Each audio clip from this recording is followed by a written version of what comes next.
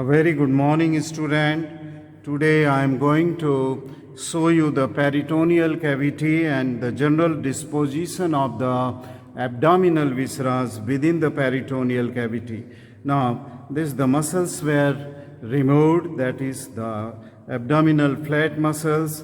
This is the posterior layer of the rectus sheath or the posterior wall of the rectus sheath, and then it was cut, one vertical section or cut, and then one transverse, and we reflect the anterior abdominal wall. Okay, and when we reflect the anterior abdominal wall, we see that there is the disposition of this abdominal viscera will be seen, and this is the cavity in which these abdominal viscera are kept, that is called as peritoneal cavity. What is peritoneum? The peritoneum is a serous membrane, which is a large serous membrane in case of the abdominal cavity here, and this covers the abdominal viscera and the parietal surfaces or the parietal walls, anterior abdominal wall, the posterior abdominal wall.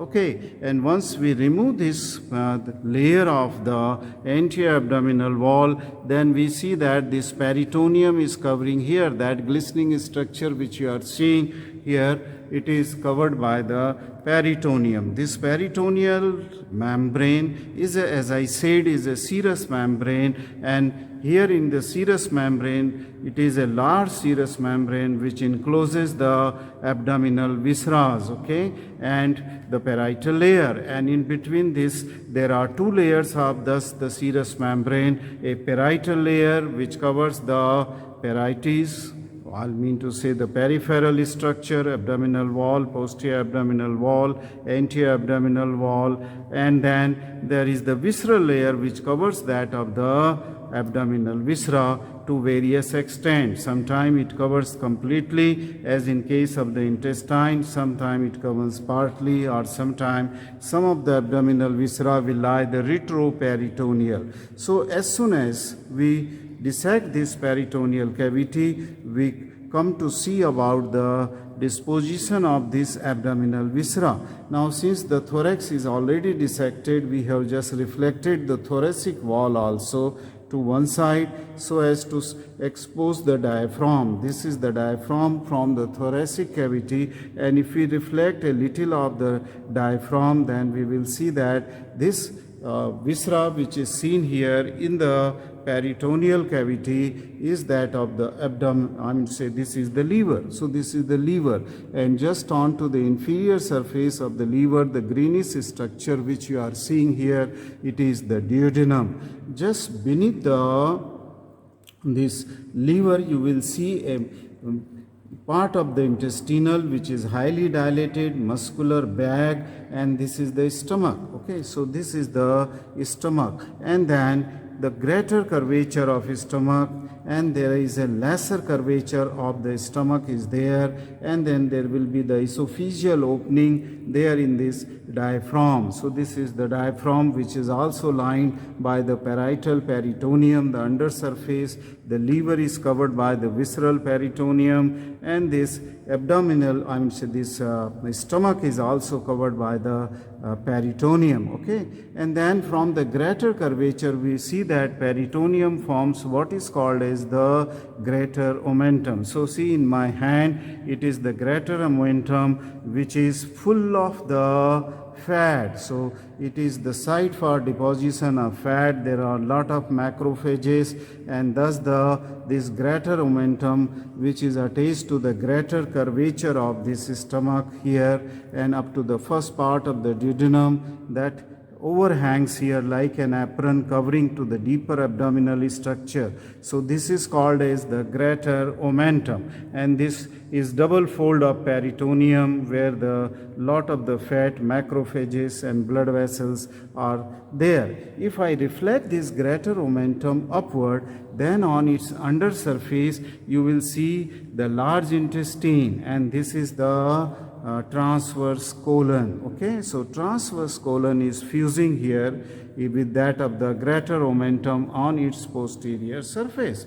As soon as we reflect this greater omentum, okay, we will see lots of the chiles of small intestine. See, these are the chiles of the small intestine, which are about 20 feet long, okay, or 6 meter long chiles of small intestine. And these chiles of small intestine, they are the jejunum and the ilium, okay, and they are completely covered by the peritoneum. And this peritoneum is double fold peritoneum, which is hanging this intestine to that of the posterior abdominal wall. This double fold of peritoneum, which is attached to the jejunum and ilium, it is attached onto the posterior abdominal wall here, and this fold of peritoneum is called as the mesentery. It means the ilium and jejunum, which are the part of the small intestine, they are covered by the peritoneum completely, and then they are hanging inside the abdominal cavity so they can move freely, okay. And this mesentery is posteriorly attached to the posterior abdominal wall. It is posterior abdominal wall. Then after seeing this jejunum and ilium, which occupy almost the whole of the abdominal cavity and part of these loops, they also go into the pelvic cavity here. Then we see that the terminal part of this small intestine, which is ilium, it opens here. See this? This is the terminal part of the ilium, which is opening into this dilated structure of large intestine called as the cecum. So this is the cecum. And here I have traced with the help of this tinea coli, which are longitudinal band of the muscle fibers. And here then I could find this very narrow, okay, this is appendix, okay. So this is the appendix in my finger. From the cecum, the large intestine begins after the opening of the ilium inside the cecum, the small intestine, and at the iliocecal junction. And this is that dilated part of the large intestine lying into the iliac fossa mostly. And this is the on the right side, and then this part of the large intestine is the ascending colon, which lies on to the right side. Then this becomes the transverse colon, which we have already seen, fusing with that of the greater omentum. And then this transverse colon will become continuous with that of the descending colon. You can see here, this is the descending colon which is going, and then the descending colon will form a loop here, what is called as the sigmoid colon, okay, which also has a mesentery here. Now, you can see that the descending colon and this part of the large intestine, the ascending colon, they are retroperitoneal. That means they don't have any double fold of peritoneum by which they are hanging in the, they are only covered on their anti-aspect. So they are applied to the posterior abdominal wall. But this sigmoid colon has a fold of peritoneum here, which is called as the mesentery, and then it will go into the pelvic cavity here, okay, and this will called as the rectum part, okay, and then deep down will be the anal canal. Now this is that superior surface of the urinary bladder is seen. This cavity will be the pelvic cavity here. So this much structures we can see without disturbing anything into the peritoneal cavity. So all these structures which are covered by the peritoneum, the visceral part, that is called as the visceral peritoneum, and on to the periphery it is called as the parietal peritoneum. Now if I trace this peritoneum vertically, we can trace to some extent here without disturbing the whole of this peritoneum. Okay. Say for example, the peritoneum starts from the, if we start tracing it from the umbilicus, this is the umbilicus. Okay, we will, if we start tracing with the umbilicus, okay, students have dissection, during dissection have disturbed the falciform ligament. Okay, and ligamentum teres here, which goes to the fissure here into the liver. This was that, okay, fold of the peritoneum. If you can see this is the falciform ligament, and ligamentum teres was at its lower border.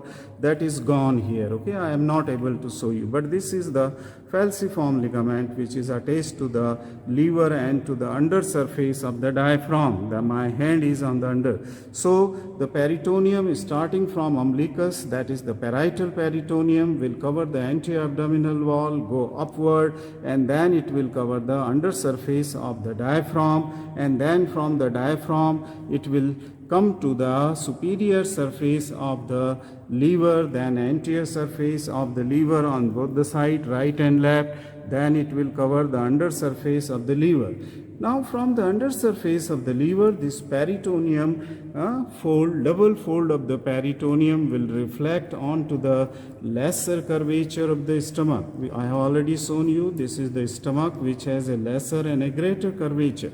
Now this fold of the peritoneum which you are seeing extending from the liver to that of the lesser curvature of the stomach is called as the lesser omentum. And this lesser omentum, it is attached above with the fissure for ligamentum venosum of the liver, that is a fissure present in the undersurface of the liver and to the lesser curvature. And in the free margin of the lesser curvature, in between the two layer fold of this lesser omentum, okay, there is the presence of the gastric artery, that is the right and left gastric arteries are present in this curvature which supply the blood. Then this double fold of peritoneum after forming the lesser omentum will cover to the stomach and to the first part of the jejunum here, and then this will cover on anterior as well as on posterior surface, and then from the greater curvature of the stomach these two folds of peritoneum will continue downward as this greater omentum. Then from the greater omentum this will reflect back. So there will be the four folds, okay, two folds which are coming from the lesser curvature will turn on itself and then will form the third and the fourth fold, and this third and fourth fold of the greater omentum and the first and second, to the most part they will fuse with each other, okay, except at the very close to that of the greater omentum. And then these folds of peritoneum, third and fourth fold of peritoneum, will fuse with the transverse colon which is going from right to that of the left side to the superior surface of the transverse colon, and this transverse colon is hanging with the posterior abdominal wall where pancreas will be situated. This is called as the transverse mesocolon. Now then after this reflection here, then this transverse mesocolon, it will form a transverse mesocolon, and then transverse mesocolon will go to the posterior abdominal wall, and this transverse mesocolon peritoneum will then reflect it from the right to that of the left side, covering to the jejunum and ilium, and then it will go on to the right side here, and this way this will be reflecting onto the ascending and to the descending colon, and then it will go into the peritoneal cavity where it will cover to the front of the rectum. In case of the female it will cover to the uterus and then to the urinary bladder, and then this will come back to that of the umbilicus. Okay, that is the how this peritoneum can be traced vertically. Okay. Now this peritoneum which I have traced it is the cavity which I have traced was the greater sac. There will be another small sac that is called as the lesser sac, and lesser sac lies behind that of the liver, behind the lesser omentum, behind the stomach, and part of the greater omentum, okay, that lies behind. That is a small cavity called as omental bursa, and this is the lesser sac. And if I try to pass my finger deep to this, I mean to say in the free margin of this lesser omentum, okay, here, then it is going inside the cavity. So this my finger is going inside the cavity that is of the lesser sac cavity. So lesser sac and the greater sac They are continuous with each other at this opening onto the left margin of the lesser omentum called as the epiploic foramina. Okay, so at this epiploic. Now if you dissect this epiploic foramina, anterior margin, it will contain the bile duct, then the hepatic artery, and this both will be resting onto the portal vein. Okay, above it will be the caudate lobe of the liver, I can feel. Below it will be that of the first part of the jejunum will be there, and posteriorly that will be guarded by, bounded by the inferior vena cava. These are roughly, I have told you, when we will dissect these margins of the epiploic, then I will show you these different structures. Okay. Now, if I break a small piece of the greater omentum just below that of the greater curvature of the stomach, okay, then you can go inside the lesser omentum, okay, lesser sac. So I have just given a cut into the greater omentum just at the lower margin of the greater curvature of the stomach. There I have just, and now my finger is inside the lesser sac. So this whole thing is the greater sac, and this deep to the stomach and the lesser omentum. There is another cavity is here where my finger is there, that is the lesser sac is there. Now, if you see the attachment of the ilium and jejunum, you have already seen the transverse colon and mesocolon. But if you see the attachment of the mesentery here, so this ilium and jejunum, that is a small intestine about 20 feet long, they are freely lying into the abdominal cavity with the help of this mesentery. And mesentery means the peritoneum from posterior abdominal wall will come here.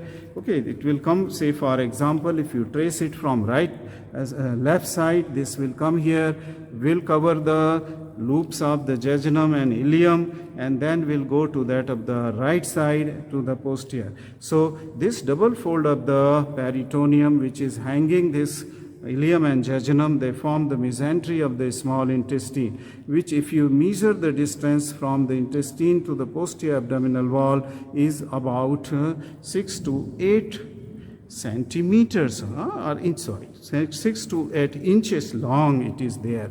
And if you see this mesentery, then it will have the two ends, that is an attach end, or which is called as the root of mesentery, which starts, the root of mesentery starts as there is the fourth part of the duodenum becomes the jejunum. See, this is the fourth part of the duodenum, which was retroperitoneally. This becomes the jejunum, and then this is just lies lateral to that of, or to the left to the L2 vertebra, and then this is the root is extending obliquely from the left to that of the right side till it reaches to the iliocecal junction. See, I have shown you that this is the cecum and this is the ilium, right up to the iliocecal junction, and this iliocecal junction lies very close to the this is the iliosacral joint, iliosacral joint, and then here the large intestine of cecum will. So this is the attachment, oblique attachment of the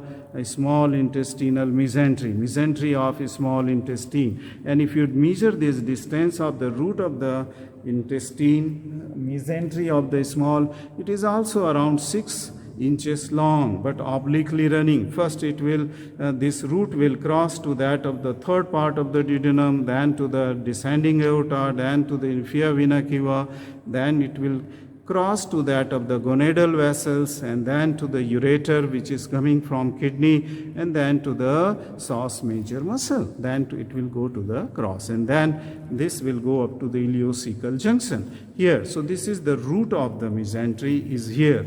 I hope that I have shown you the greater sac, and that of the given some idea about the lesser sac, and then I have shown you the cavity and its vertical tracing and the general disposition of viscera as soon as we open the abdominal cavity where these visceras are located. Thank you very much for watching this video.